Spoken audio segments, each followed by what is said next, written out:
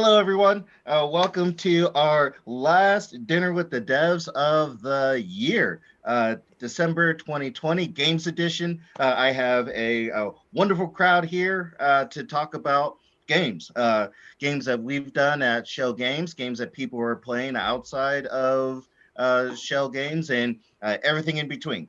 And so, welcome to my panel. It's great to have you guys. For the audience, for the live chat, please whatever questions you have about games you're playing, games you're interested in us talking about, getting feedback on. There's been some pretty big games that have come out in 2020, so we're definitely going to get to those. One question that I have to the panel that we're going to discuss throughout this hour is what exactly are you looking forward to in 2021, because there's some big announcements too about different games and technologies, VR in particular, and so it'll be fun to talk about that. So if you have any questions, please, if you're on Discord or YouTube, put them in the live chat. If you're on Discord, you might want to relay your question to YouTube so we're able to get that in a faster manner. So first, before we get started with our conversation, let's introduce our panel. I'm your host, Dwayne Wade Jr., marketing manager here at Shell Games, and then I will go Mac, Francisco, and then Adam. I'm up first. All right, cool. Yeah, my name is Mac Nelson. I'm the web operations manager here at Shell Games, and I also play a lot of video games, which is probably good if you work at a video game studio. Um, yeah, that's about it. Excited to get into it. Nice. Yeah. I am Francisco. I am a senior game design manager here at Shell. Hey, I'm Adam. I'm the community marketing specialist. Working heavily in the Discord if you're there, so say hi. Yay. That's right. Yeah, in the Discord, in the Until You Fall Discord, yeah, discord.gg/. Until You Fall. Adam's our main mod, doing a fantastic job there. And yeah, give a shout out to the Discord members. If you're in the live chat, please say hello to our live chat moderator. Is our senior director of marketing, our leader, Jill Shuley. So thank you, Jill, for moderating the live chat. So first, man, 2020 almost done. How we doing? Well, then. Couldn't be better. It feels right. this weird feeling where it's hard to believe that it's December, but then it also feels like it's been, 60 years. So Yeah. It's finally happening, I guess. Yeah. I feel like that meme that everybody's all excited. It's like, oh yeah, 12, 31, 2020. Like, oh yeah. Then then you wake up the next day, 12, 32, 2020. Oh no. Oh, Month 13 instead of month Or 13. 12. Yeah, that's what it was. Yeah, 13 1. Yeah, it's like, yeah. no. We're just stuck in an endless time loop where we wake That's up right. on the 31st and it's the first again. And well, time for round two. Oh man. It was like, oh, got to do this again. All right. Yeah. Okay, though. There were some things in 2020 that I wouldn't mind redoing again. So, talking about games specifically, there were some games that I wouldn't mind replaying, for the first time. I think that's an experience you don't ever get to have, only get to have once. So It's been a year, I think, of really hard decisions for a lot of people. And games, where you've seen games show up in the conversation in a lot of places you didn't really expect it, right? Like all of a sudden, you read in the New York Times and it's like, here's what games you can play to distract yourself from the world. So I think for games, it's been a really good year for people playing games, and a really good year to be making games too, because it means that we get to bring some happiness into the world. Yeah, so speaking of, what games have you been? Well, actually, do I want to? Yeah, let's do that. So, what games have you been playing lately? Let's start. We're gonna hold on to you, Mac, because everybody's interested on your thoughts about a particular game. Let's start with Francisco. What games have you been playing lately? Yeah, I just put it up. Ghost of Tsushima a couple days ago, a couple nights ago, and it's been so good. I really wish I'd played that earlier. I think a lot of the themes there are just so great for this year. The ability to just sit down and write a haiku, overlooking a mountain is something I needed earlier in the year, and I didn't know I could have had it all along. Then beyond that, Hades has just been sort of sucking up all of my time when I'm not playing other things. Okay, I've heard good things about Hades. Yeah, it's great. Me too. Yeah. So how about you, Adam? Um, So for you, I have two questions. So yeah, what games are you playing lately? And then what are some of the games that you completed in 2020? Back to that previous comment that you wouldn't mind replaying again if we are in some terrible sure. 2020 time loop. Okay. So recently I have been playing pretty much only Animal Crossing New Horizons. I just recently got a new puppy, and she's adorable, but she takes up a lot of my time. So I can pretty much only fit in dailies on Animal Crossing. So I get 15 minutes of playtime while she takes a nap, and that's my gaming recently. But throughout the year, I have I'm a bit of a nerd, and I have completed Final Fantasy VII Remake 6 times already. Um, Nice. yeah, Okay, I loved the get it, game so Adam. much that I asked one of my friends to use her account so I could get the platinum twice. So I am a little obsessed with that game, and if I could replay that for with like blind again, I would do it in a heartbeat. That's pretty sweet. Cool. So yeah, I'm gonna save Mac because for me, a game that I've been happy to finally pick up was with the Star Wars Jedi Fallen Order. Yeah. I've really been enjoying that. The storyline, the art, the way they're taking care of the Star Wars universe. I've enjoyed every minute of it, and yeah, it's been a joy to play. Okay, Mac, what games have you been playing, and how do you feel about it? All right. I'll try to keep this as brief as I can because I know we have a lot of other topics. So I've been playing a lot this year. A lot of DayZ. That could be a whole discussion in itself.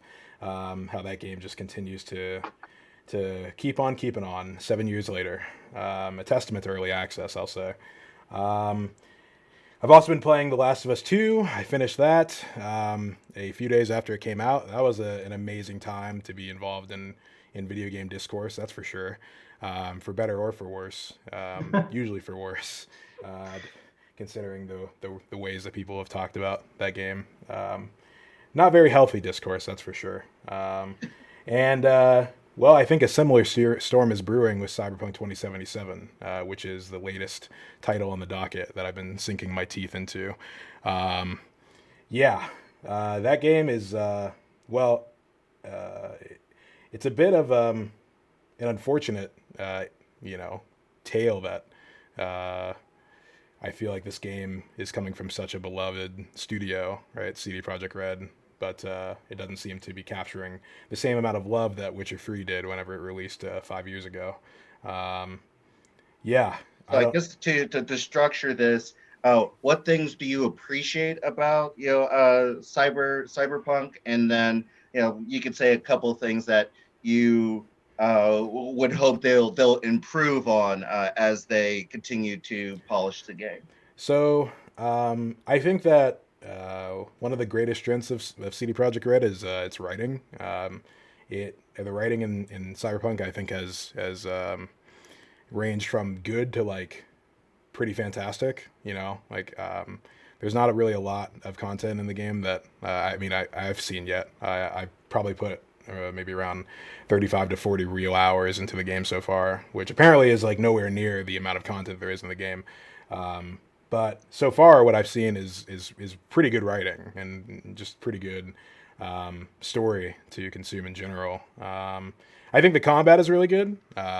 I know that myself and my friends have been sharing all of the different wild and wacky ways that they've been playing the game. I think my favorite is One of our friends, he is doing a Netrunner build, basically a hacker, and he literally just stands blocks away from the combat. With Cyberpunk 2077, you think you'd want to be up and close to the action, but he's like 3 blocks away, hacking everyone, like using like his like onboard computer, and that's how he's solving all of his problems, and never even has to touch like a firearm, which is, I think, again, a testament to that aspect of CD Projekt Red's game design, how they can develop so many different, I guess, styles of play. Um, Moving on. Oh, and the visuals are. Oh my god! I mean, the visuals of Night City are some of the best visuals I think I've ever seen in a game. Um, Excluding I Expect You to Die and Until You Fall, of course. But yeah, I mean, Night City is just beautiful. I think I read a review that said you never have felt more insignificant in an open world game, or a game world has never made you feel so insignificant, and I think that definitely holds up. It's definitely a beauty. Um, Regarding the things that I dislike about the game, or that I think that can be improved upon, because I mean, with patches you can change just about anything, right? Nowadays, I think there's a lot of RPG elements in the game that probably can be improved or just added in general because they don't really seem to be there. Unfortunately, things like customizing your character past the creation screen, and customizing your vehicles that you buy. There's no vehicle customization like you would see in something like Grand Theft Auto, or another, basically any other sort of RPG that allows you to buy things like that. You can't buy apartments. You can't. The biggest thing for me is the story branches. Don't really seem to be a ton. I think there was a report that said over 95% of the dialogue trees are not really dialogue trees. They are really like, I don't know, like dialogue diamonds, where it branches out for 1 or 2 lines of extra dialogue and then converges back Mhm. to the same sort of direction, right? There's no real dialogue that I've chosen so far, even dialogue that is consistent with the backstory of my character. For example, I'm playing a nomad, and I don't think I've had once where a quest was solved, or a quest line was changed based on the dialogue that I chose, and that's just really disappointing for an RPG.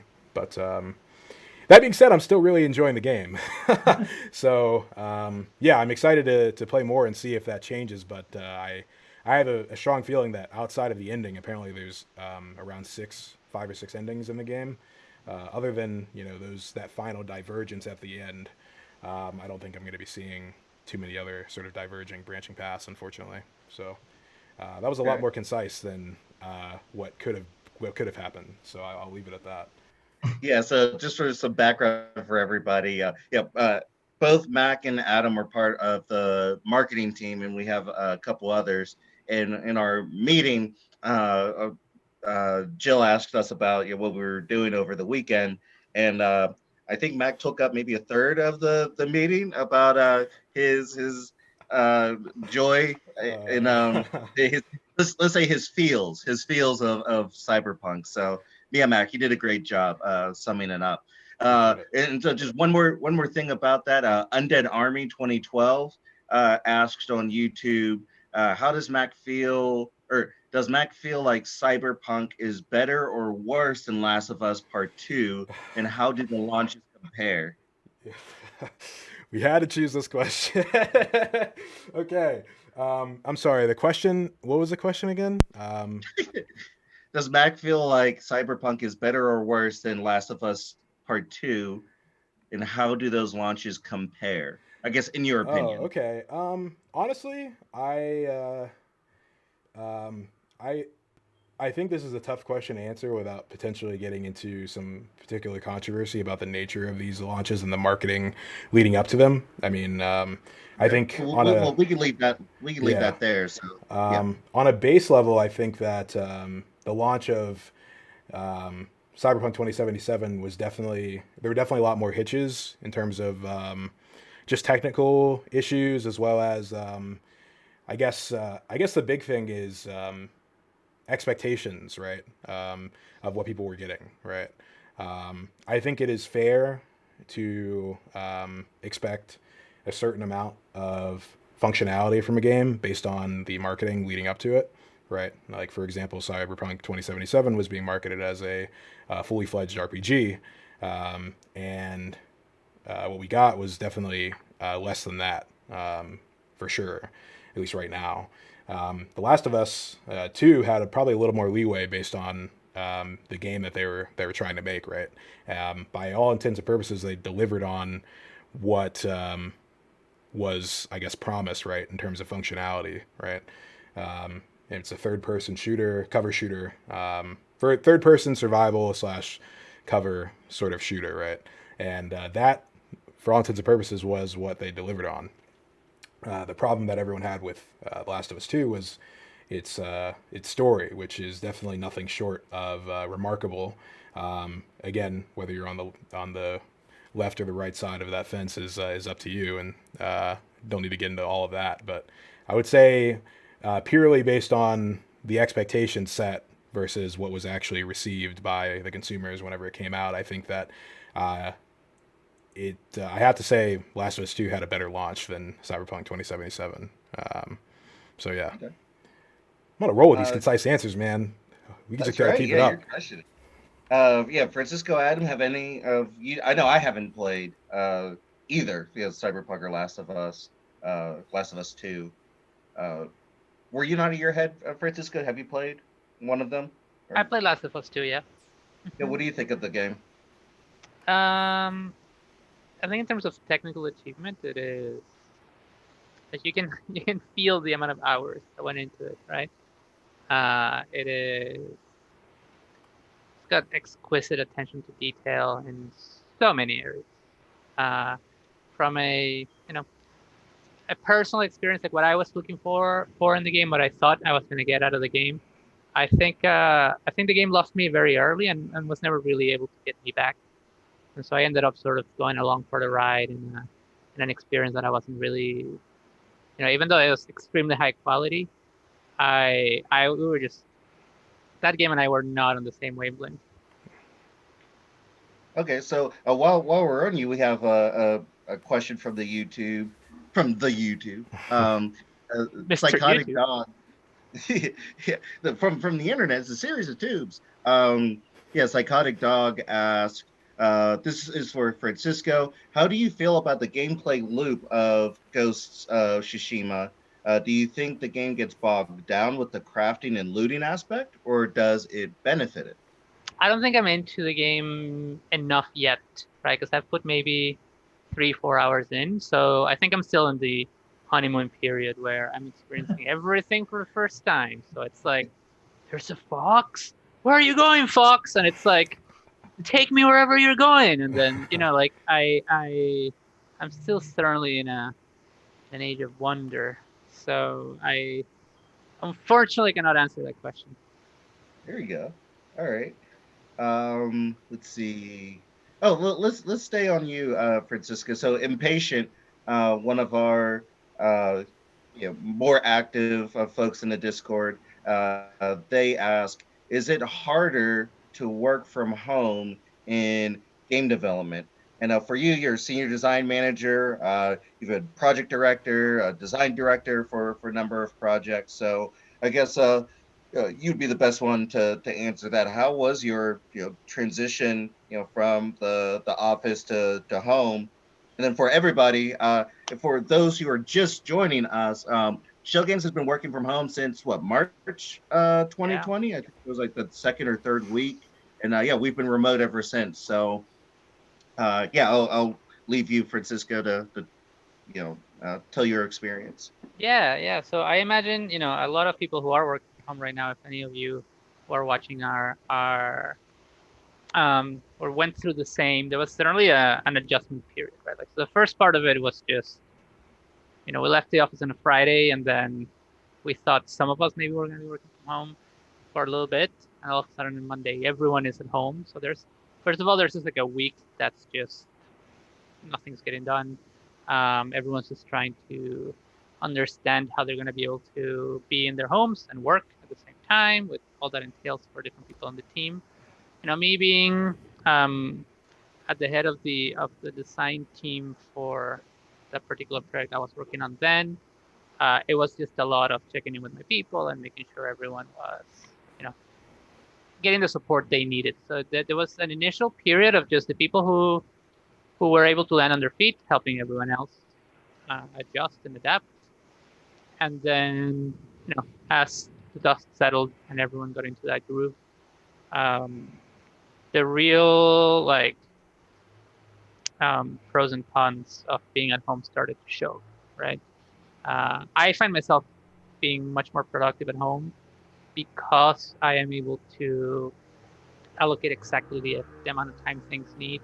But I can jump into a meeting and out of a meeting, and that meeting can take exactly 5 minutes, and I don't have the overhead of having to, get the person and see where they are and try to find the room and, bring up the agenda, all that. It's sort of like you're in your like little like control station, just like getting things done back to back to back to back.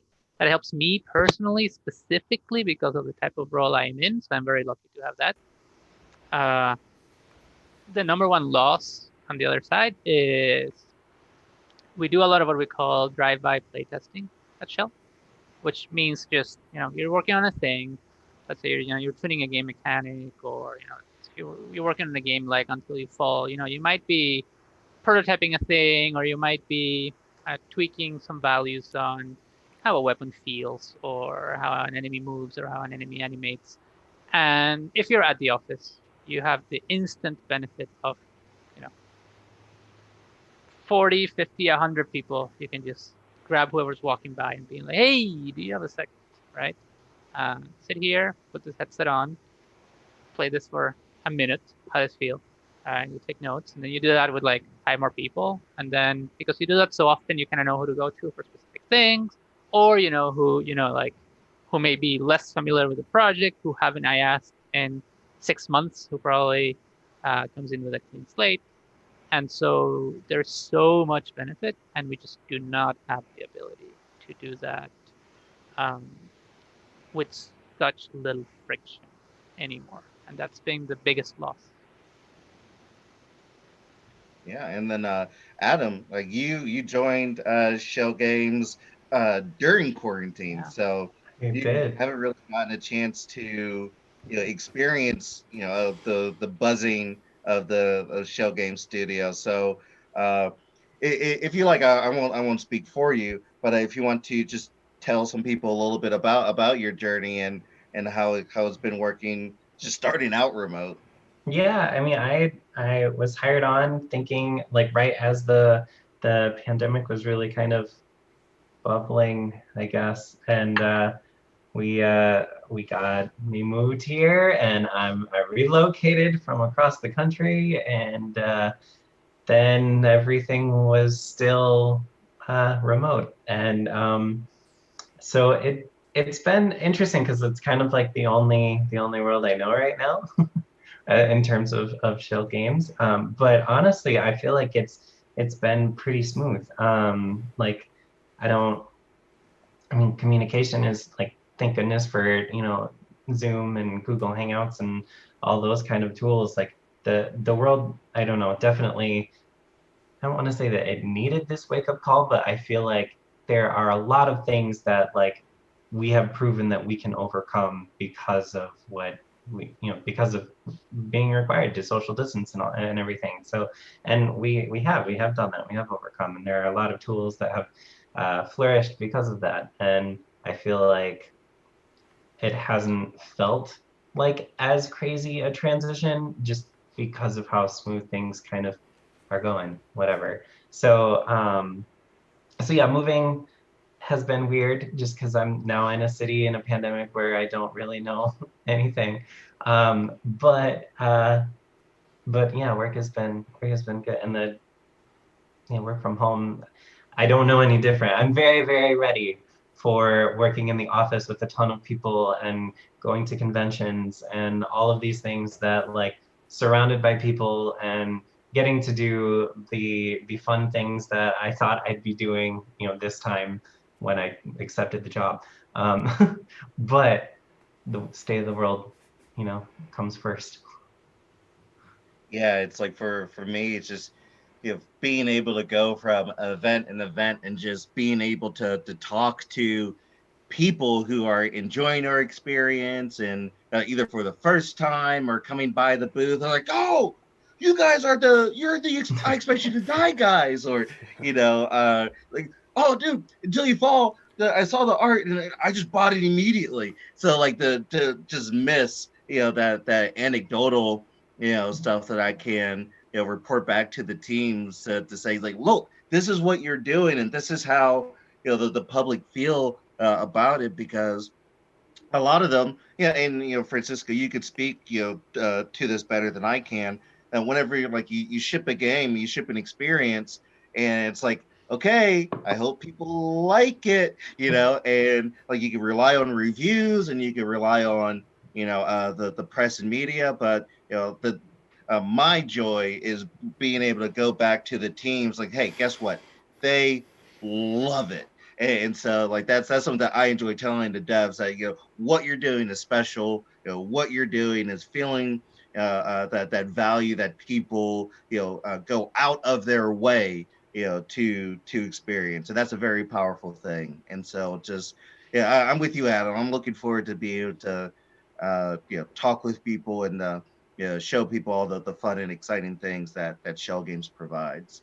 Well, and just with Uh, this year being such a big one for like Until You Fall, like with the actual like exit from early access, like it would have been, it could have been super amazing, and it still was, and it absolutely still was. But there's so much more that we need to do to celebrate when we can all get together. that's right. Yeah. So speaking of, we'll say a quarantine for one more question, then we'll move on. Yeah. So what's something about the quarantine, or while we were all staying at home? Is there something that you guys were able to accomplish that you probably wouldn't have been able to with everything shut down? Oh, you're nodding your head, Adam. So you can go Yeah. ahead. So I moved to Pittsburgh from Seattle, and when I was in Seattle, I was involved in a local choir, and because of all of the quarantine and the social distance, like I got to participate with the choir because they did a virtual concert this season, and so I got to do crazy late night time zone rehearsals because 3 hours difference, but it was really cool to be able to participate with these people on the other side of the country that definitely wouldn't have been a thing if we hadn't had to go virtual. So that was definitely something that was kind of like, oh, one of those silver linings, I guess. Cool. What about you, Mac? Um, if you asked me this question like 2 months ago, I probably would have said the launch of the project that we spent a lot of time and resources on.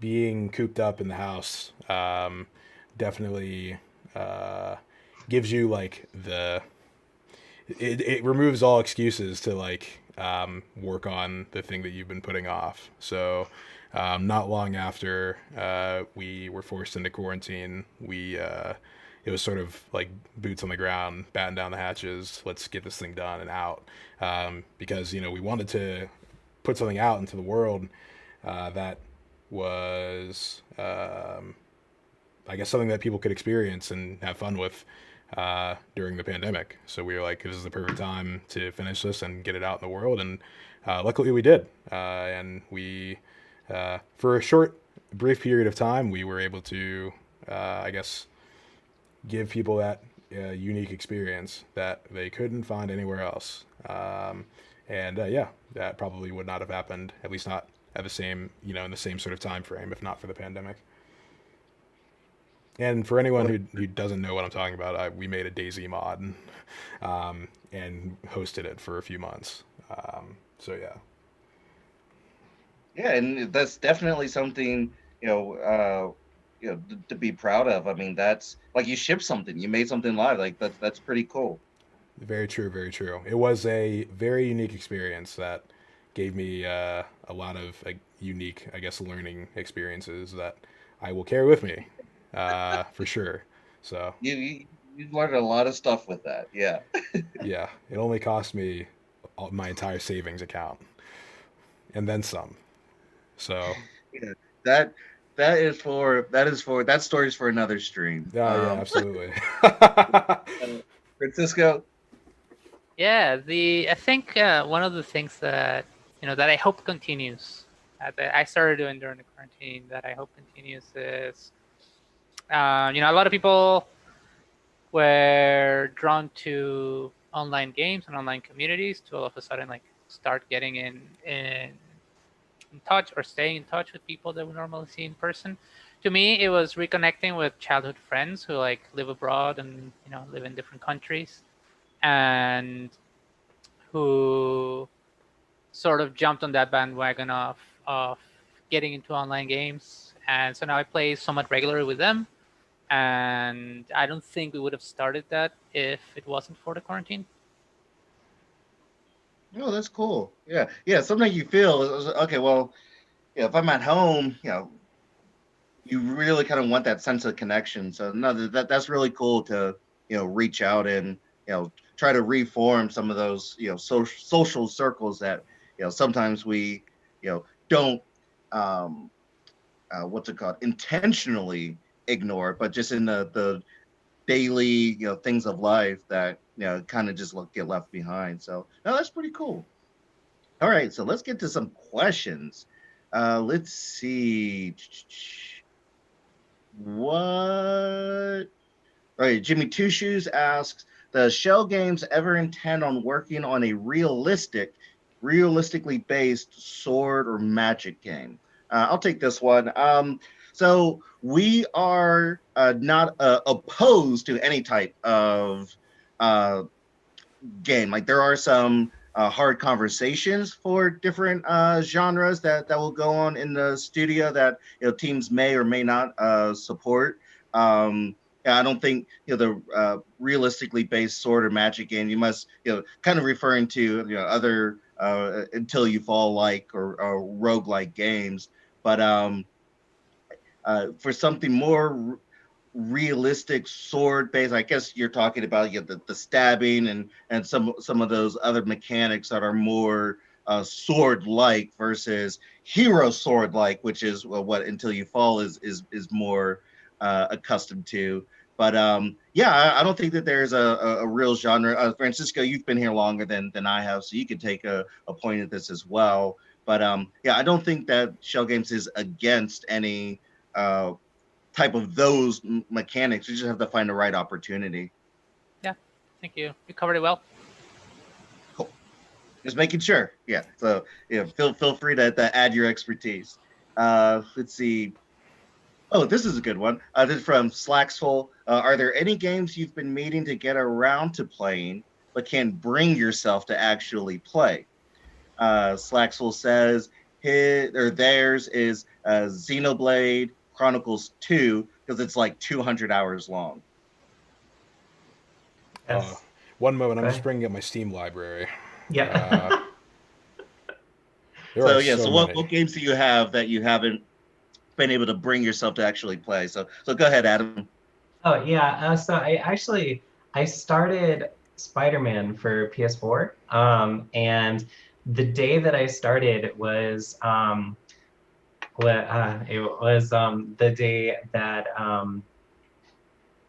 oh my God, Chadwick Boseman passed, and that was just kind of like I don't want to touch anything Marvel right now. Like it was so emotional for me. So I couldn't do it. So I set that aside, and I know I need to play because I'm dying to play Miles Morales.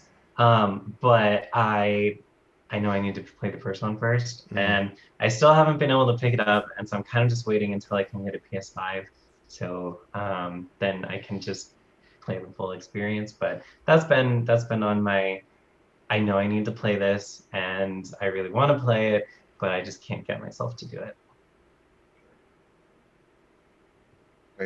Max scrolling through his library. So how about you, Francisco? So I don't know if this happens to anyone else, but sometimes like a game comes along and like you hear a lot about it and you start forming in your head an idea of what that game is, and it doesn't necessarily match what the reality is. And so that's happened to me with Among Us, where it's this thing where like I haven't played it yet. I think I get it. I see it in the news a lot. I see all the memes. Some of my friends are playing it. I'm on like a WhatsApp chat where like a bunch of people play it, and so they talk, oh, the traitor and whatever, and who was it? And I just sort of decided for completely like invalid reasons that I'm not gonna like Among Us, and so I haven't played it yet. And so I know I should play it. Like it's taken the gaming world by storm for like months now. It is sort of part of my job description to get into it and try it out, but I just can't get myself to do it. And then it's like too late. It's like, oh, I waited too late now. I missed it. So every time like it rises to the top again, I'm like, oh, it's still relevant. I do have to play it. That's right. Yeah, months later, like, hey, anybody playing Among Us? Yeah, exactly. And then I played it, and like I'm in love with it, and like everyone's like, oh, that's so like 6 months ago. That was so 2020. Yeah. All right, Mike, you got a couple for us? Yes, I do. So yeah, there's a lot of games, single player games, right? So here's the dilemma. I have essentially burned out my pleasure receptors by playing competitive games like esport like games, or games that you might put in that category. So like when you play so much of those, right, and the only way that you can feel enjoyment from video games is by um, destroying others in competition, then it's hard to then go back to games where you're just fighting the poor old computer. So luckily, Cyberpunk 2077 is sort of resetting that for me, and I'm having fun with single player games again. But I mean, there are so many. I mean, the Metro series is definitely high on my list. The Hitman series, the reboots that came out in 2016 and 2018, those are on my list. The XCOM games, the new ones the 2013 ones, and then what is it? I can't remember when XCOM 2 came out, but both of those are on my list. I haven't really put too much time into either of those. The Black Mesa game just got finished. The remake, the fan-made sort of remake and re-release of Half-Life. That looks amazing, but I haven't really touched it. Like, just a lot of fantastic single-player games that I have been sort of, I guess, putting to the side for the past couple of years and missing out on because I'm too busy playing Valorant or Counter-Strike or something like that, something of the sort, Rainbow Six Siege or whatever, right? It's just like all these competitive sort of games are just, yeah, again, it's ruining me. I need to stop them. But, I think, Mac, that you just need to find the right game that puts you against yourself. Yeah. That'll be the ultimate experience. There are some things out there, where like you'll go to bed and be like, what have I done to myself? Why? What games would you put in that category? I'm trying to think of one. So have you ever played Wilmot's Warehouse? No, I don't think I've heard of that actually. What is it? It's a very charming, very simple game. You just play this little square that is in charge of you're in a warehouse, right? Okay. And products come in from the top or come in from the bottom, and then clients come in from the top and request those products. So your only job is to grab everything that comes in and organize it. Okay. And then when people ask for things, you go and you look for it and you bring in the stuff. And so it's all about keeping your warehouse organized. So every time you get yourself in trouble, you got yourself in trouble. And every time you're like, this person's asking for umbrellas, where did I put the umbrellas? You go into this like deep existential crisis of like, why did I put the umbrellas next to the crowns? Why didn't I put the umbrellas with the rain? It clearly makes way more sense. It goes deep and it's very simple. It sounds like some super advanced version of like Tetris or something. Kind of, because everything's a little square, so you have to organize everything into shapes too. Oh, dude, that actually like sounds weirdly calming until you get to a certain point where exactly. It's like calming until all of a sudden like your warehouse is just ruined by all of these different requests. And that says a lot of you as a person, I will say. That you hear that description, you're like, that sounds calming. I think you should try it out, because most people will hear it and be like, nope, I do not want to go anywhere near that game. It reminds me of oh, I'm sorry, Adam. No, you're good. I would say like mini Metro. Yes. Yeah. It's pure aesthetic, like bliss. Like you're like, oh, this is great, and like so calming. And then all of a sudden, you have people like dying to get across town, and Yeah. it And you're like, I'm it's sorry I've let you down. Exactly. yeah.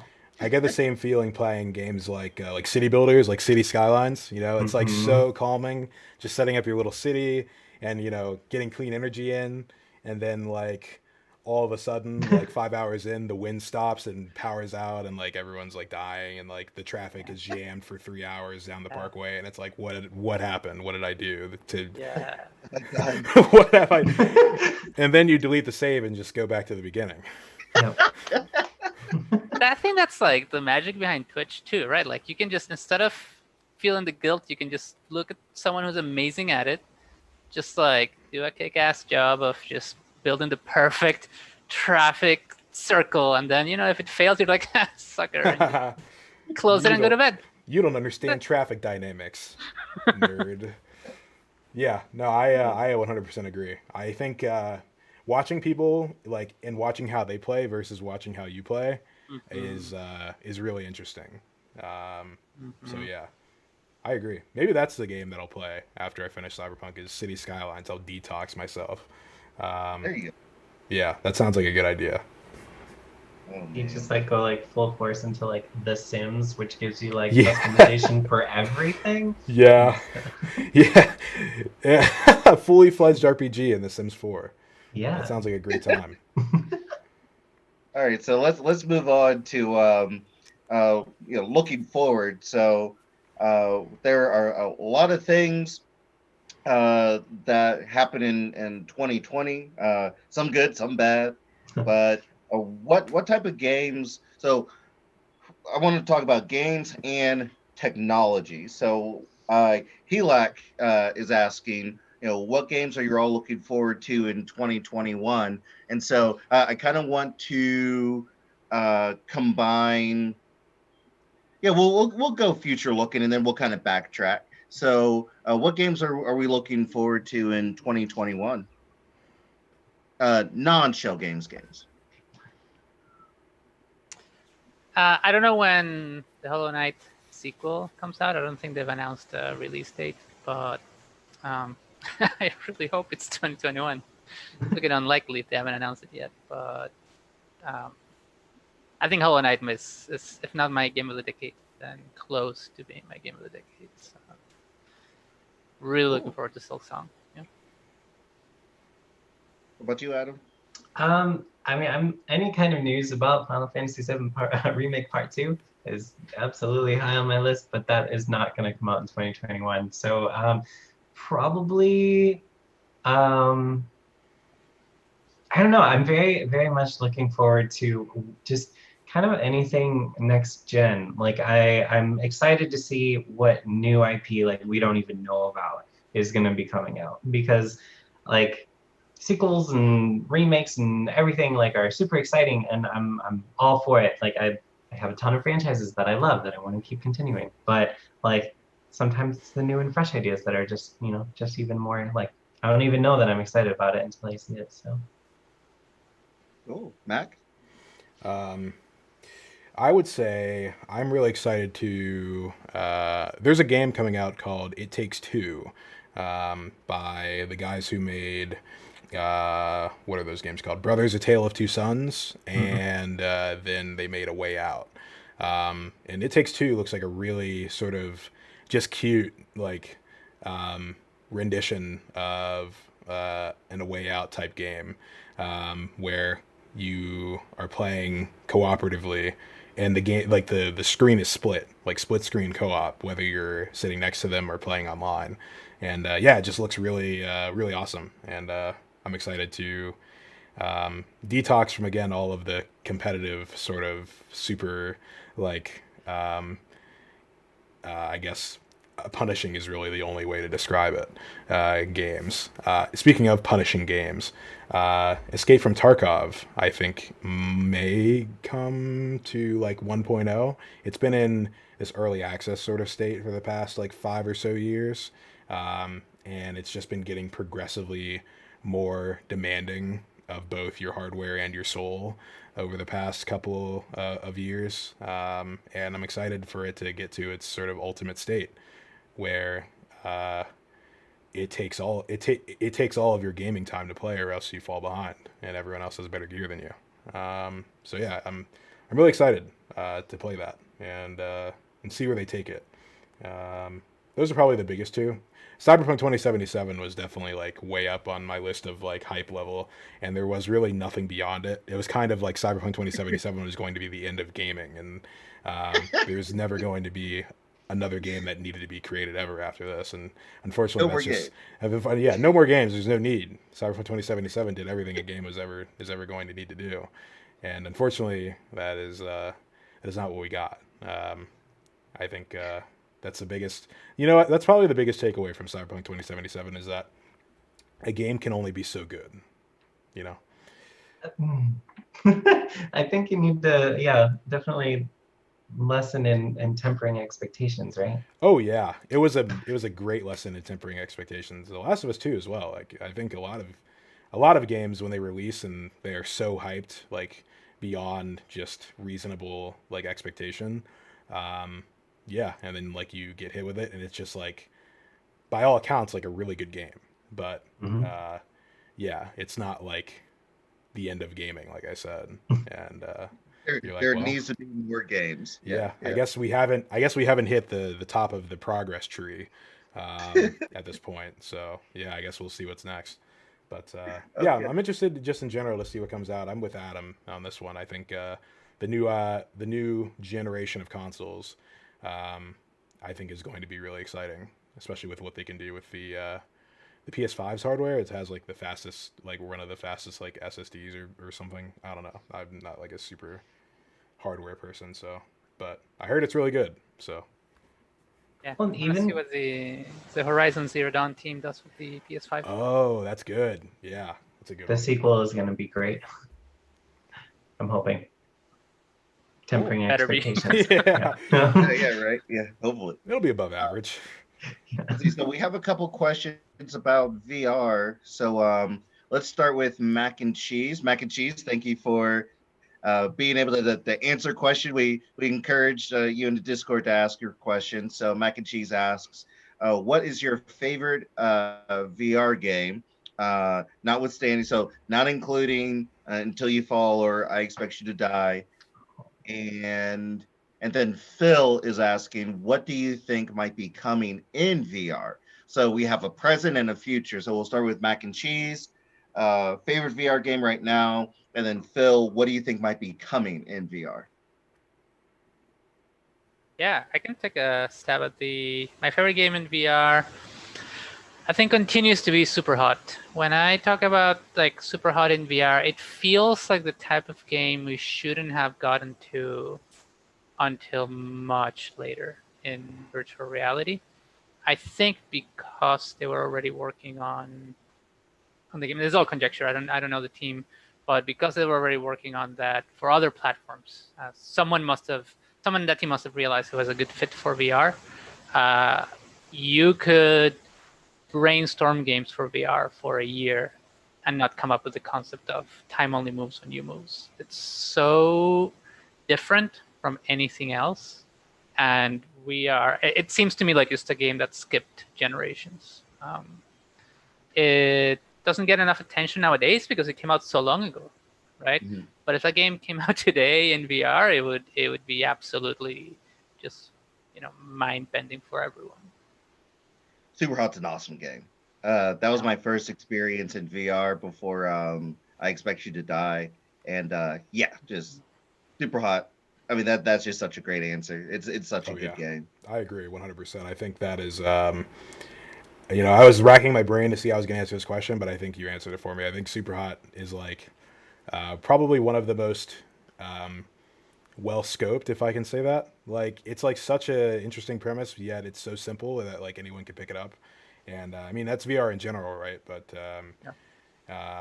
I think I played it on the PC when it came out in like 2015, and it was like really fun then. But I mean, it works just so much better in VR, to be honest, because VR is literally just about moving your body, and it's a lot harder to remain completely still when you're like this and like crouched halfway over trying to avoid bullets whenever like you actually have to use motion controllers. It's not just simple as pressing A and D on a keyboard. So yeah, I think that is probably my answer as well. Is super hot. Was that one of the questions? Favorite game in VR? Yeah, it is. Okay, cool. Adam? See, I'm totally biased because I know I'm not allowed to say this as my answer, but really my answer is either Until You Fall or I Expect You to Die. Those are really the only two games that I play in VR, like 100%. So, which is crazy because I am not normally the type of guy who would be playing Until You Fall. Like I only saw like Animal Crossing is what I've been playing, but like not there. One thing is not like the other, but Until You Fall is just such, I don't know, there is just so much like hype and I don't know. I shouldn't toot our own horn so much, but like really that is my essential VR game. Until You Fall is a great game. It Yeah, is. yeah. It is. It is. The team has done just a fantastic job doing it. So yeah, for those who haven't tried it, yeah, make sure you do. It's a fun game. Yeah, for me, man, yeah, I like Until You Fall a lot. I like Super Hot a lot. But something that I can kind of share because my wife doesn't play too much VR, but we actually play Beat Saber together, so that's fun. So we pick a song, download packs from like Linkin Park, Panic at the Disco, songs that we listened to in high school and college, and are able to try to beat each other's high score. So stuff like that is a lot of fun. So I do enjoy that component. Uh, let's see. Yeah. So we just have a couple more minutes. So let's just go with all these questions here. Let's see. Let's start with Miss Maxima. Maxima, another avid Until You Fall Discord member. So thank you for your question. How did the 2020 pandemic affect sales compared with what was forecasted? Say more or less. How many households do you think will have a VR headset after the affordable launch of the Quest? Let's see. So, uh, in terms of sales, they were either for original IP, so our original games, they were either the same or more. We saw a lot of pickup with I Expect You to Die. We were very happy about that. Whenever Until You Fall reached its 1.0 in September for PSVR and Quest, and then October for the PC VR, we saw a huge amount of pickup there. So we were very happy about that. How many households do you think will have a VR headset after the affordable launch of Quest? That is a good question. I did not get a chance to look at the total economy or marketplace of Quest. I thought I saw an article saying that the Quest were sold out for the rest of 2020. I or Quest 2. If that's true, then that's a good thing and a bad thing, right? Because then you have something what markets called induced demand, that everybody is here wanting to buy something, but there's nothing to be bought. And so you have this group of consumers. I'm sorry, I'm a nerd whenever it comes to marketing and economies. I can go like, I can spend the rest of the time talking about this, but I won't. But induced demand is a problem because if there's not an answer, consumers will go and find an answer. So if it's true that all the Quest 2s are sold out, that's good, but there needs to be more. So it's a good thing for the VR economy that a lot of people are buying it and trying it and sharing to their friends. I think we'll get close to that number that Jesse Show, our CEO, talks about of 10 million people having a VR headset, and therefore anybody who could have a VR headset. So yeah, we're close. That's exciting. Let's see. Francisco, I'll give this one to you from Cyvern. How much do you like playing games you work with?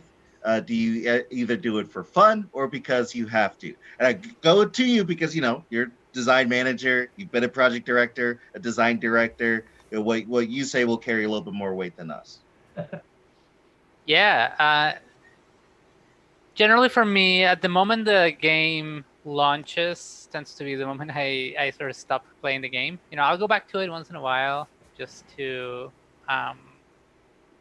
sort of with the benefit of time now and distance. It's sort of like going back to an essay you wrote in college or something like that, and then you look at it and you're like, oh wow, it's actually pretty good. That's great.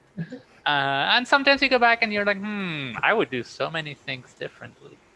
But you do play it a lot, every day, depending on the stage of the game you're in. But very often, you're playing the game every single day, looking for stuff, testing things that just went in, and so by the time the game is actually released, you sort of want a little bit of that distance, just as a bit of a palate cleanser. It goes back to kind of like what Dwayne was saying at the start of like seeing someone play the game. You know the game so well. I don't know if any of you has like great cooks in your life that they cook a dish and you taste it and you're like, oh, this is really good, and their response is to like make excuses about why it's actually not that good. They're like, oh, I added too much salt, or actually I kind of overcooked it, or oh, it's usually better. That's kind of how you feel, right? When you release the game, it's like it's so well in and out that all you can see are like the little imperfections, the little things you would have done differently. And so to see people come in with a clean slate and be like, "This is a great game," it's really just like puts your life into perspective, and you're like, "Oh, thing I made, people like it." Yeah, that's why. Yeah, and also like I really do want us to make sure that whenever we start going out to events again, that we readily tell the dev team of how much people enjoy your experiences. I think that's important, and you guys need to know that. Let's see. Joe Axel from Discord asks. See, they have two questions. Let's see. I don't want to take all of these. Let's see.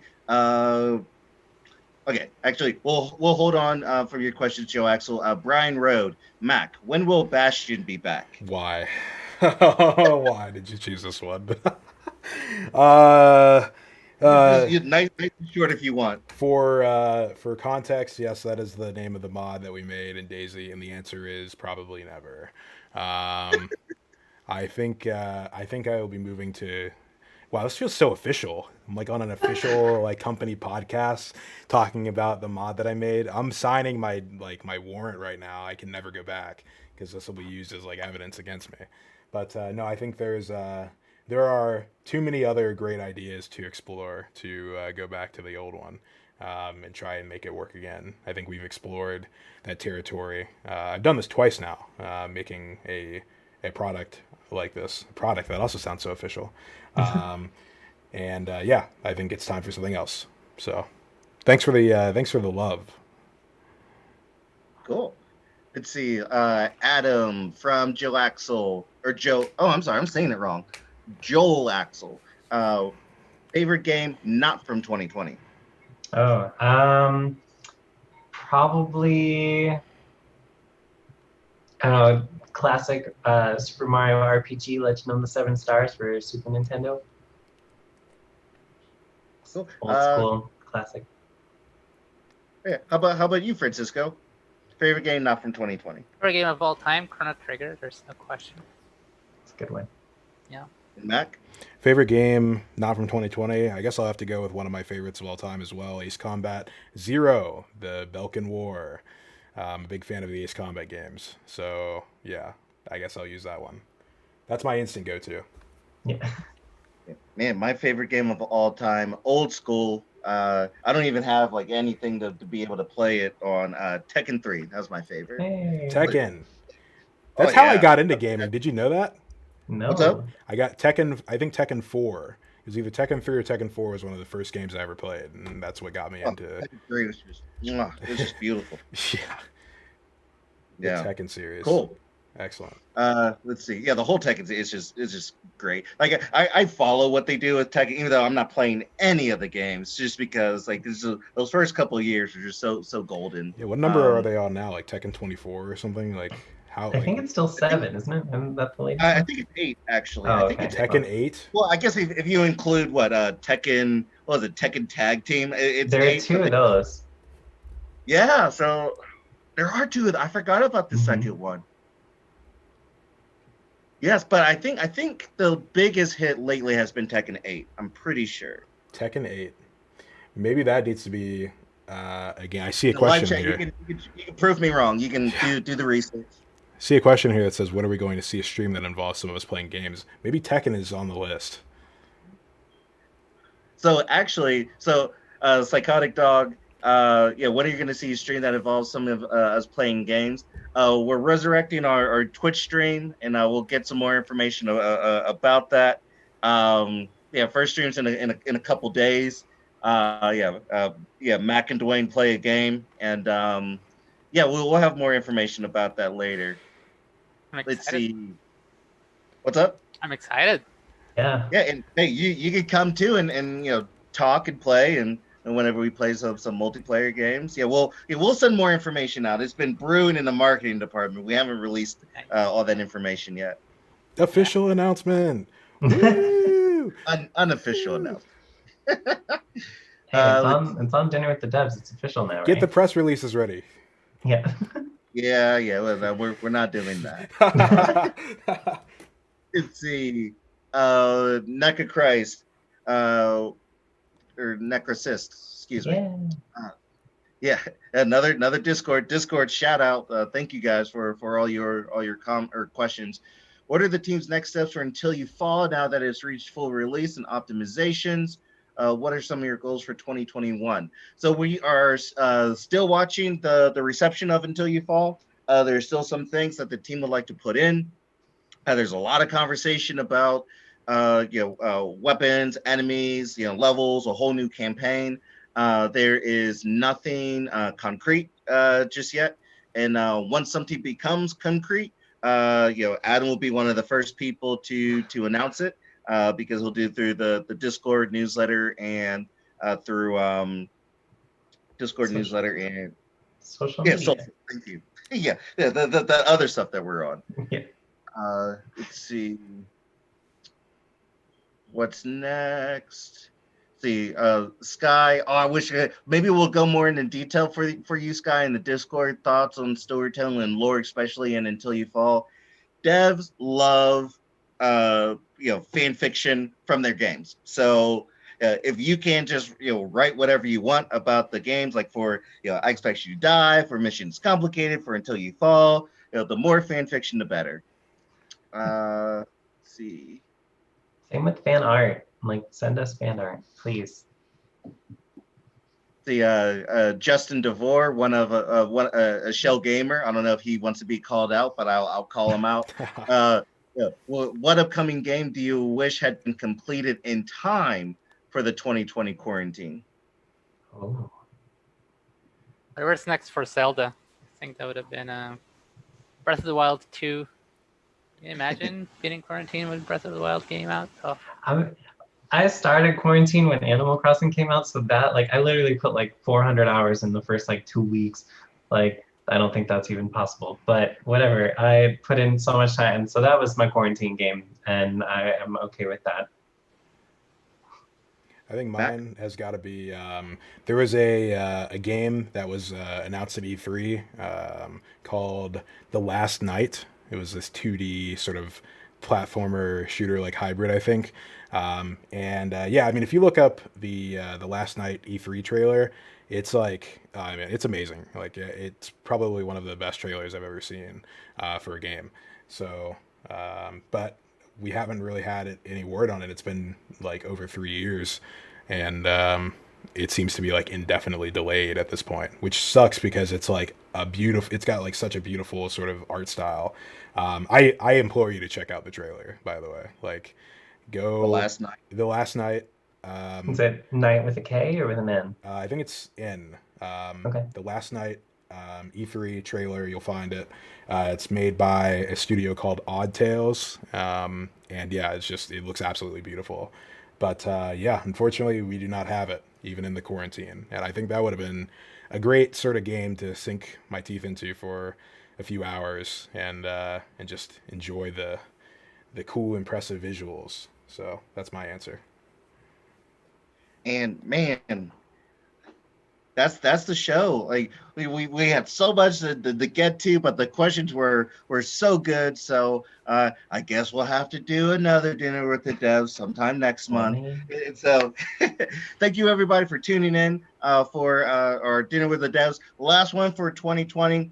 Francisco, Adam, Mac, thank you so much for your time to talk about games, the games industry, and everything that you're playing, that people are playing.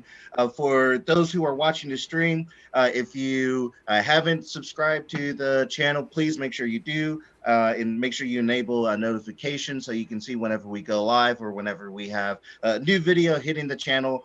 We add gameplay, trailers, the live streams like these to it. So make sure that you don't miss anything coming from us. Make sure you follow all of our social channels. It's just Shell Games, whether it's on Facebook, Twitter, LinkedIn, YouTube, anywhere that there's a social media channel, except for TikTok, not yet.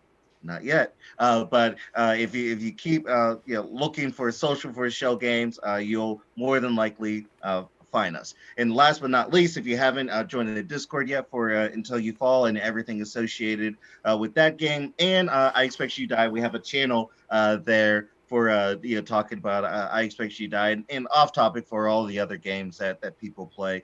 Make sure that you join and embrace that really cool, really active community.